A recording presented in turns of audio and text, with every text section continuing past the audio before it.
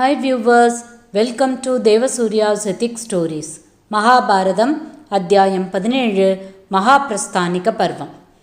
வேதவியாசர் பாண்டவர்களோட மண்ணுலக வாழ்க்கை முடிவுக்கு வரும் நேரம் வந்துடுதுன்னு சொன்னதால பாண்டவர்களும் தங்களுடைய இந்த பூவுலக வாழ்க்கை பூர்த்தி அடைஞ்சிடுதுன்னு உணர்ந்தாங்க. அதுக்கான ஒரு நாளும் வந்தது. போகிறதுக்கு முன்னாடி ஹஸ்தினாபுரத்து சிம்மாசனத்துக்கு குருவம்ச வாரிசும் அபிமன்யுவோட மகனுமாகிய பரீட்சித்தை அரசனாகவும் துவாரகையில் தப்பி பிழைத்த வஜ்ரன் என்கிற யாதவகுல ராஜகுமாரனை இந்திரபிரஸ்தத்துக்கு ராஜாவாகவும் பட்டம் சூட்டுறாங்க.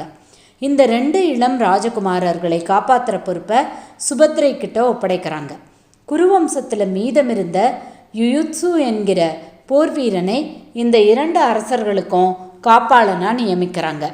குலப்பிரியவரான கிருபாச்சாரியார் இந்த 2 ராஜவம்சங்களுக்கும் ஆச்சாரியராக இருக்கார்.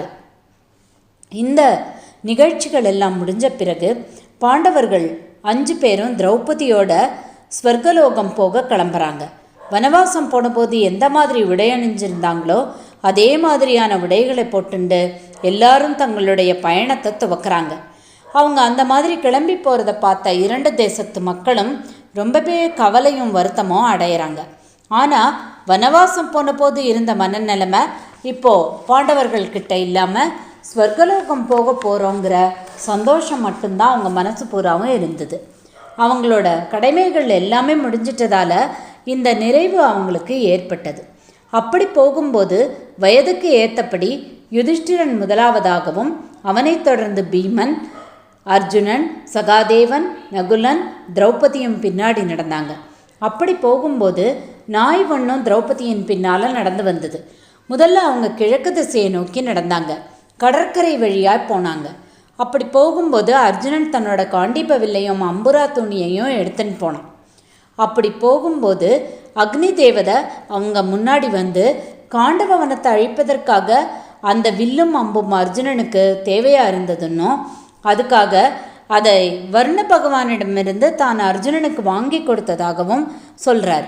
அப்படி கிடைத்த காண்டீபத்தை வச்சு அர்ஜுனன் செயற்கரிய செயல்கள் பலவற்றை நல்ல முறையில் செஞ்சுட்டானோ, இனிமே அது அவனுக்கு தேவையில்லைனோ, அதனால் அந்த 2 ஆயுதங்களையும் வருண பகவான்கிட்ட திருப்பி கொடுக்கும்படியும் கேட்டுக்கிறாரு. அர்ஜுனனும் அக்னி தேவதையின் சொல்படி தன்னோட இணைப்பிரியா அந்த 2 ஆயுதங்களையும் கடலில் சமர்ப்பணம் பண்ணிடுறான். இதனால் அவங்க உலக பந்தங்கள் எல்லாத்தையும் விட்டு விலகிடுறாங்க. அதன் பிறகு பாண்டவர்கள் தென் திசையிலும் அதைத் தொடர்ந்து தென்மேற்கு திசையிலும் கடைசியாக வடக்கு திசையையும் நோக்கி தங்களுடைய பயணத்தை தொடர்றாங்க. இதன் மூலமாக அவங்க இந்த பரந்த புண்ணிய பூமியை முறைப்படி சுற்றி வர்றாங்க. கடைசியாக அவங்க ஹிமாச்சல பிரதேசத்தில் நுழையிறாங்க. அந்த மலை போன போக்கிலேயே வளைந்து வளைந்து நடந்து மேருமலையை அடைஞ்சு தொடர்ந்து நடக்கிறாங்க.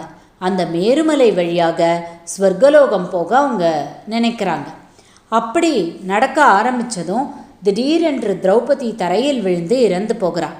இதுக்கு என்ன காரணம்னு பீமன் யுதிஷ்டிரன் கிட்ட கேட்டதற்கு அவனும் திரௌபதி எல்லா பாண்டவர்கள் மேலேயும் ரொம்ப அன்பு கொண்டிருந்தாலும் எல்லாரையும் விட அர்ஜுனன் மேலே அலாதியான அன்பு வச்சதாகவும் இந்த பாரபட்சத்தினாலேயே அவள் இறந்து போனாள்னு சொல்கிறான்.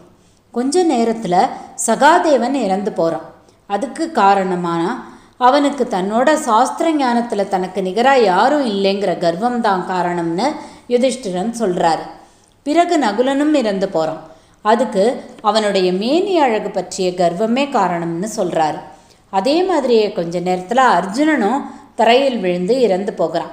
அதுக்கு அவனுக்கு தன்னோட வீரத்து மேலேயும் திறமை மேலேயும் இருந்த அபார நம்பிக்கை மற்றும் கர்வம் தான் காரணம் அப்படின்னு பீமன் கிட்ட யுதிஷ்டிரன் சொல்கிறாரு. அப்போ பீமன் தானும் இன்னும் கொஞ்சம் நேரத்தில் இறந்து போயிடுவேன்னோ அதுக்கு என்ன காரணம்னு கேட்குறான். அதுக்கு யுதிஷ்டிரனும் பீமனுக்கு அவனோட உடல் பலத்து மேலே இருந்த அளவுக்கு அதிகமான கர்வம் தான் காரணம்னு சொல்கிறாரு. அதே மாதிரியே பீமனும் கொஞ்ச நேரத்தில் தரையில் விழுந்து இறந்து போயிடுறான். அப்போ யுதிஷ்டிரன் மட்டும் தனியாக நடந்து போகிறான்.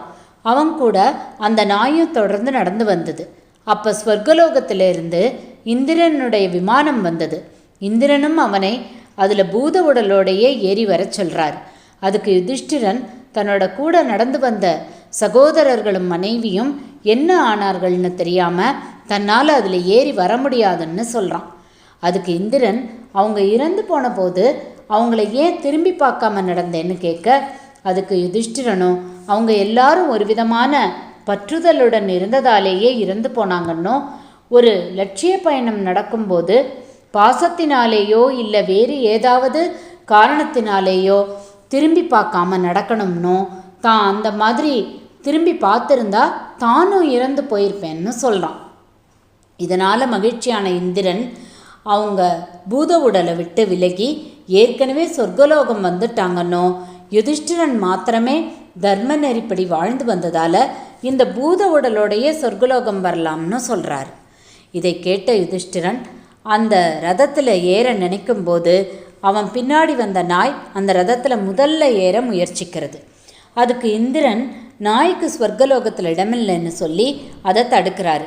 ஆனால் அதுக்கு யுதிஷ்டிரன் தன்னை நம்பி பின்னாடி வந்த நாய்க்கு இடமில்லைன்னா அதை விட்டுட்டு தான் மட்டும் அங்கே வர முடியாதுன்னு சொல்லி அந்த ரதத்தில் ஏற மறுக்கிறார். அதுக்கு இந்திரனும், அப்படின்னா அவன் இந்த நாயோடு இந்த பூமியிலேயே இருக்க விருப்பமா, இல்லைன்னா நாயை விட்டுட்டு வந்து சொர்க்கலோகத்தில் அவனோட சகோதரர்களை பார்க்க இஷ்டமான்னு கேட்குறார். அதுக்கு யுதிஷ்டிரன் தன்னை நம்பி வந்த நாயை புறக்கணிப்பது தர்மமாகாதன்னோ, அதுக்காக தான் சொர்க்கலோகத்தையே புறக்கணிப்பேன்னு சொல்கிறான். இந்த பதிலை கேட்ட உடனே அவங்க கூட வந்த நாய் தர்ம தேவதையாக மாறிடுறது. தன்னோட மகனோட தர்மநெறி தவறாத நடத்தையை கண்டு மகிழ்ந்த அவர் யுதிஷ்டிரனை சோதிப்பதற்காக தான் இந்த மாதிரி நாயா பின்னாடி வந்ததா சொல்லி அவனை பூத உடலுடைய சொர்க்கலோகத்துக்கு அழைச்சிட்டு வர்றார். இந்த அதிசய நிகழ்ச்சியை வானுலக கந்தர்வர்கள் எல்லாரும் ரொம்பவே ஆச்சரியப்பட்டு வியந்து பார்த்தாங்க. அப்படி சொர்க்கலோகம் போனதும் முதல் காரியமாக யுதிஷ்டிரன் தன்னோட தம்பிகளையும் மனைவியையும் அங்கே தேடி பார்க்குறான். ஆனால் அவங்க யாருமே அங்கே அவன் கண்ணில் படலை. இதனால் யுதிஷ்டிரன் ரொம்ப கவலையாயிடுறான். இதோட இந்த மகாபிரஸ்தானிக பர்வத்தை முடிச்சுக்கிறேன். மறுபடியும் உங்களை மகாபாரதத்தின் கடைசி அத்தியாயமான ஸ்வர்க ஆரோகணிக்க பர்வத்தில் சந்திக்கிறேன். தேங்க்யூ.